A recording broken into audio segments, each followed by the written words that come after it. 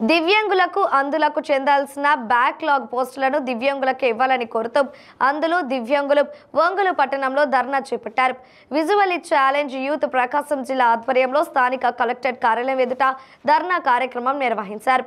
ఈ సందర్భంగా వారు మాట్లాడుతూ అందుల ఉద్యోగాలు పక్కదారి పడుతున్నాయని అన్నారు. గత కొన్ని సంవత్సరాలుగా దివ్యాంగుల బ్యాక్లాగ్ నోటిఫికేషన్ తమకు చెందాల్సిన ఉద్యోగాలు పక్కదారి పడుతున్నాయని ఆరోపించారు. జిల్లా అధికారులు స్పందించి తమకు చెందాల్సిన ఉద్యోగాలను తమకు ఇప్పించేలా కృషి చేయాలని వారు కోరారు.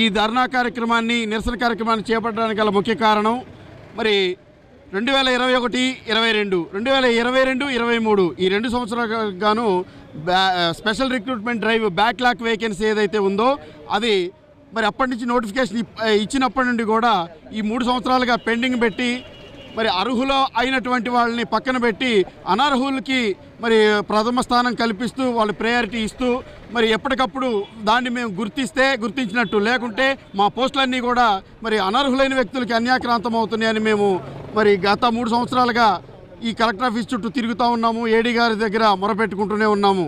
అయినా కానీ మరి ఆ పోస్టులు సరైన అభ్యర్థులకి ఇవ్వకుండా జాప్యం చేస్తూ ఏదన్నా వాళ్ళు చేసిన తప్పుకి మేము లెటర్ పెడితే మీ వల్ల మీరు లెటర్ పెట్టిన దానివల్ల ఆగిపోతుందని మాకు సమాధానం ఇస్తూ ఉన్నారు. కానీ మరి బ్యాక్లాగ్ వేకెన్సీ ఆల్రెడీ 2024కి సంబంధించి అక్కడి నుంచి ఆపేశారు. అప్పటి నుంచి బ్యాక్లాగ్ వేకెన్సీ నోటిఫికేషన్ ఇవ్వకుండా మరి గతంలో ఇచ్చినటువంటి నోటిఫికేషన్స్ 2 కూడా మరి పెండింగ్లో పెట్టేసి అందుల జీవితాలతో ఆడుకుంటున్నారు మా ఏడీ అర్చన గారు.